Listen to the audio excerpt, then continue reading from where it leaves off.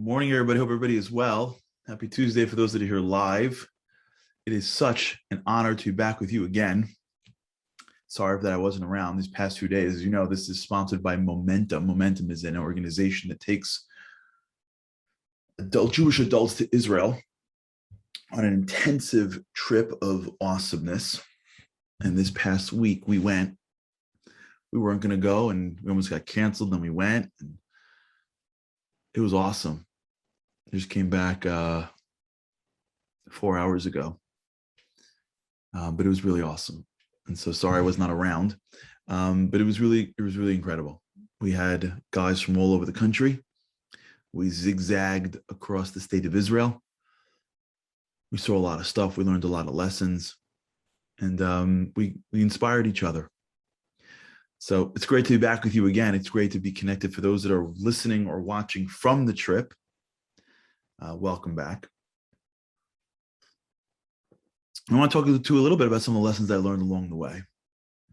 These are lessons that they're universal. And wherever you go in life and you see greatness, these lessons sort of come up.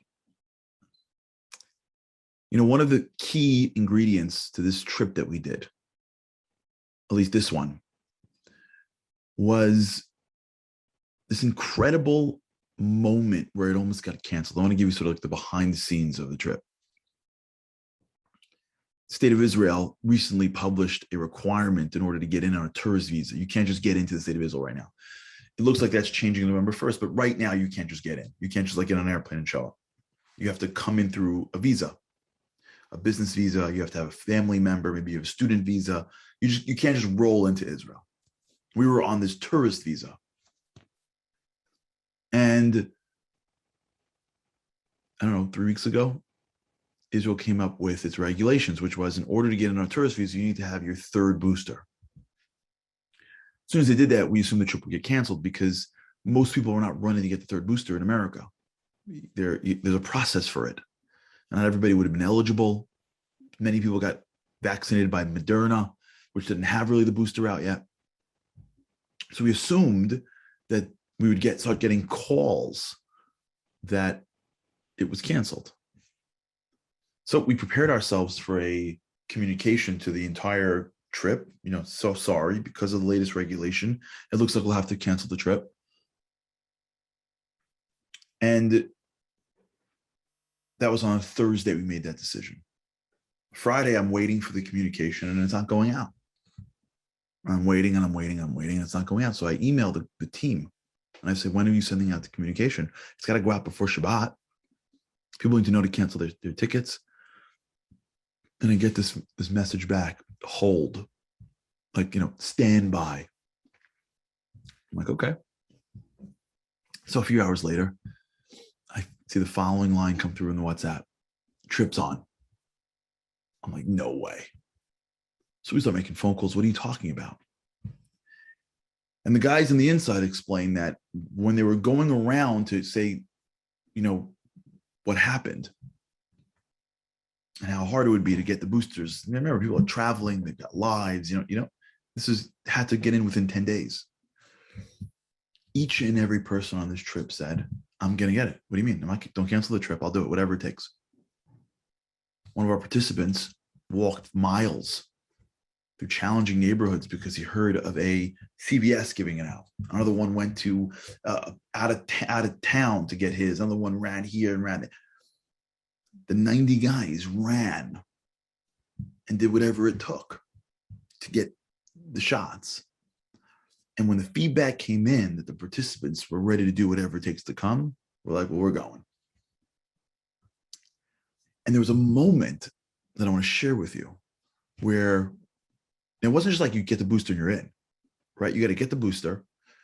You got to get a negative PCR. You got to get on the airplane, obviously. You got to land. And when you land, you need another negative PCR and you need to pass your serological test. Like, you don't just roll into Israel no longer, my friends. You got to get through a lot of like border stuff. And then you go to basically to a quarantine place. And now in this case, we went to like a kibbutz. And you wait. And guess what? If you fail any of those tests, You fly all the way to Israel and you basically sit in a hotel room until you leave.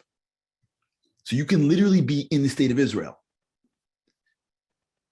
There, you fail one of your tests and they don't let you out, and you sit in a hotel room, get on an airplane, go home. And when the word started coming out internally that 1, 2, 10, 12, 15, 20, 30, 50 passed, 70, 80, every single guy, every single person, clear to go. There was this like intangible excitement, this incredible, I can't believe we pulled this off. This amazing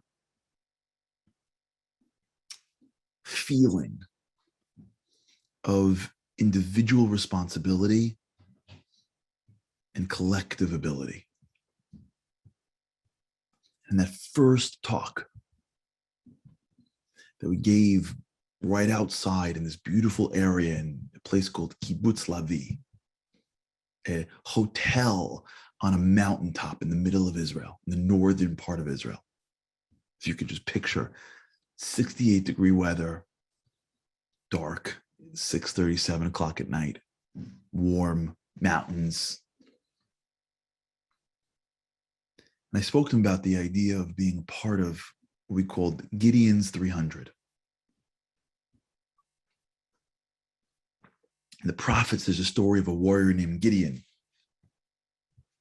In one of the battles, Gideon was marching to face one of the arch enemies of the Jewish people at the time, Midian, who had tens of thousands of troops.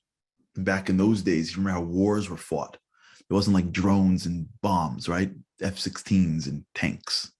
That's not how they rolled back then, right? It was like sticks and stones. Don't break my bones. But there it did. Like they went and like they had like some swords and shields, and they clang, clang, clang, clang. You've seen the old documentaries or whatever. So when you get 10,000 soldiers, you kind of need 10,000 back, right? It's one-on-one. Maybe you could throw like a big rock at them, but like outside that, like there was no flyovers, there was no sorties. So now Midian is camping out, ready to fight the Jewish people with tens of thousands of soldiers. And Gideon raises an army in the Jewish people with tens of thousands of soldiers, and he's marching to meet the enemy. And God tells Gideon, too many. Too many.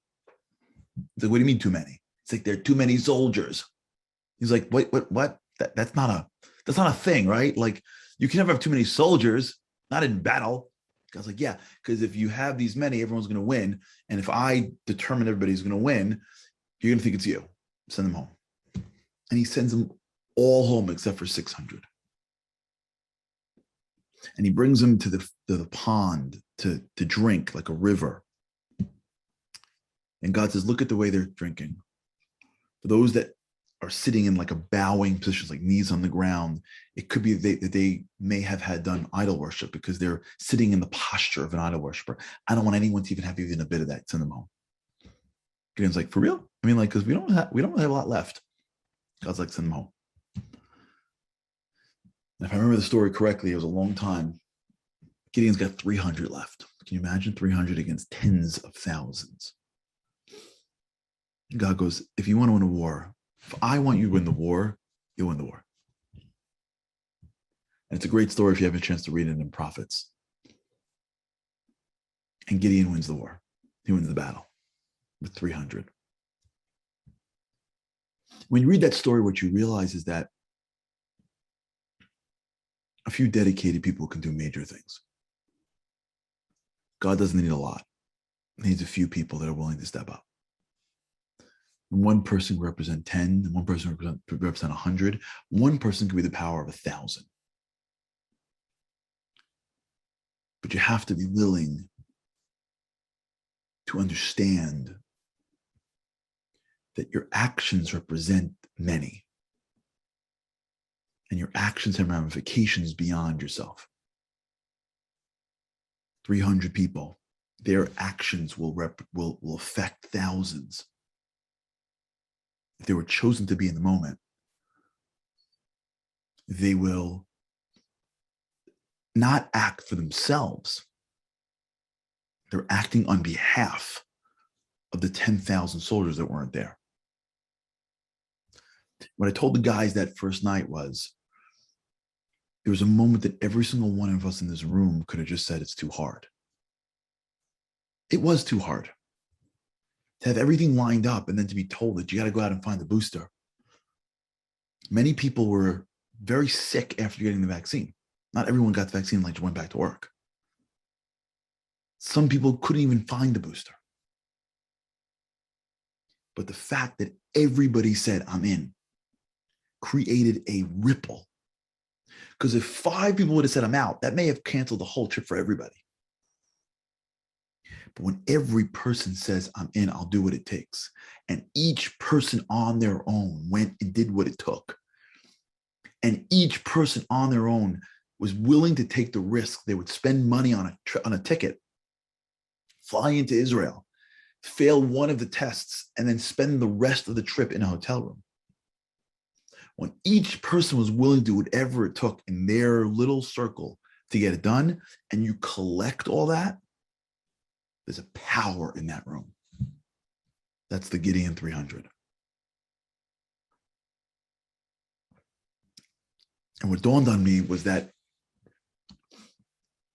that's really how it works when it comes to people.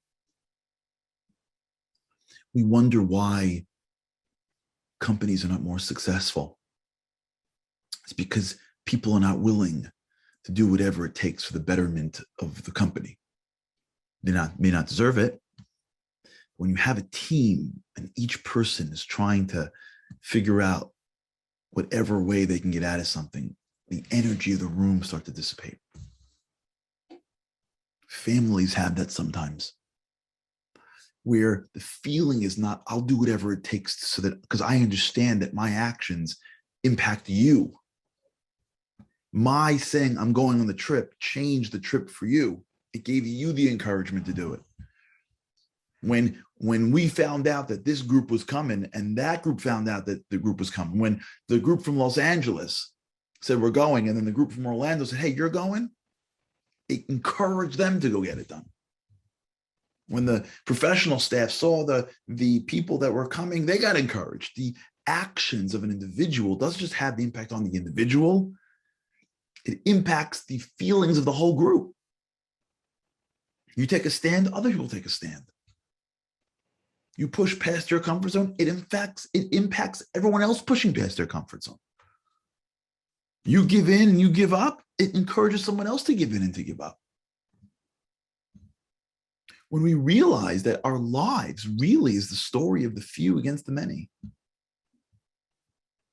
and that whatever we do in life isn't just about us, it also impacts the feelings. Forget the impacts and ramifications, for sure. I'm talking about just even the feelings.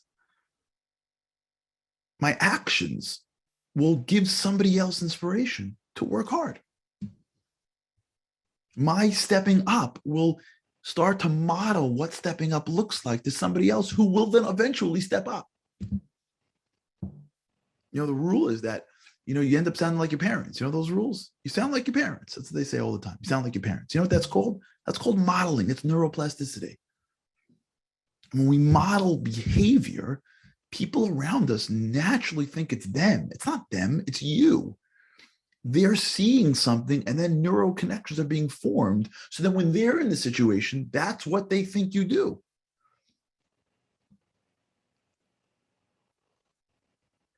We had the guy on a trip who was a soldier, told over this incredible story where he ran into a house where there's a terrorist and killed the terrorist, putting his life at risk like 45 times in his military career in Israel. And like, we're like, how can you do that? And he wasn't even like, oh, it was really hard. He's like, that's what you do. And it took us a while to understand, yeah, when you're modeling behavior of courage so often, when the situation presents itself, you're going to naturally act with courage.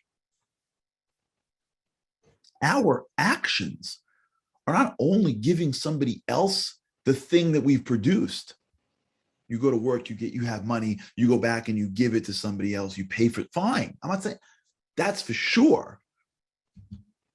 But the Gideon 300 is more than that. It's that your actions are inspiring somebody else's actions. Your actions are creating a model for how somebody else should act because they're watching you, or they see you, or they see the impact of what you've done. And you'll never know because they didn't even know to tell you. The cities that showed up because the first city said we're going, they didn't even realize it. They didn't even realize that the reason why they're going is because other people are going too. And it's possible because it seems like it's a natural choice. But it's hard to understand that it's not a natural choice. It was a modeled choice.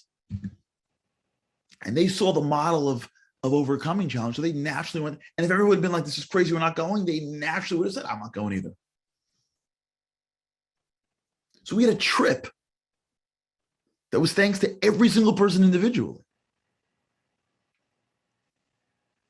But we have a life like that as well. You have a life like that. We don't know who's looking. We don't know who's watching.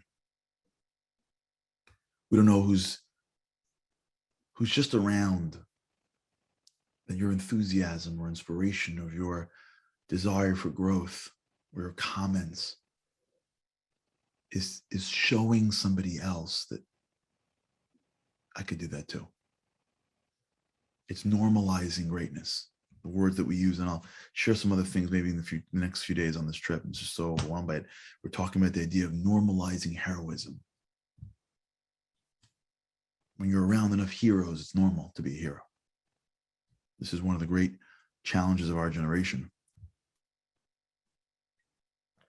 because we lost all of our grandparents, at least my grandparents, maybe your parents, maybe your great-grandparents, depending on who's listening.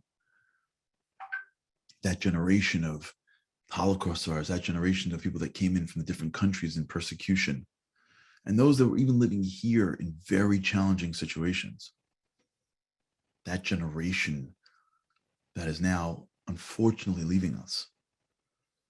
They were stay-at-home heroes, right? You got to go see grandparents that lived at a time that was so challenging, and now they're built their lives. They were heroes. They normalized heroism. That became what they did, and we started to just assume that's what you do.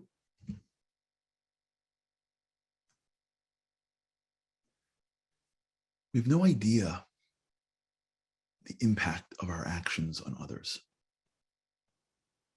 because they have no idea the impact either. But it's impactful. What it means to live with this way of thinking is to understand that you're responsible for the many, that your life has greater implication than even you think. How you conduct yourself is influencing how someone else will conduct themselves. How you deal with challenge will influence how someone else deals with challenge. And your approach to the situations of your life may be building a world of others that are approaching challenges as well without even you realizing it. When that participant said, I'm in, he may not have realized that I'm in may have influenced another I'm in, which went to another I'm in, which went to a third I'm in, which ultimately led to a city saying, we're all in, which ultimately led to an entire trip being in. You don't know that by you walking around with a smile or with a little more resilience or with a little more spirituality, we don't always have to be physical beings. We could elevate ourselves. May have somebody else say, hey, I can deepen, or I can be happier, or I could do this, which then may influence someone else, Before you know it, your actions, your decisions are changing people, especially those that you see consistently. That's what it means to be responsible. To realize that you are not living in a silo. We're all interconnected web. Okay. It's great to be back with you. Really, it's great to be back. I miss Israel, but it's great to be back. All right, everybody. Have an amazing day. With God's help, I can't wait to see you again tomorrow. Have an amazing day.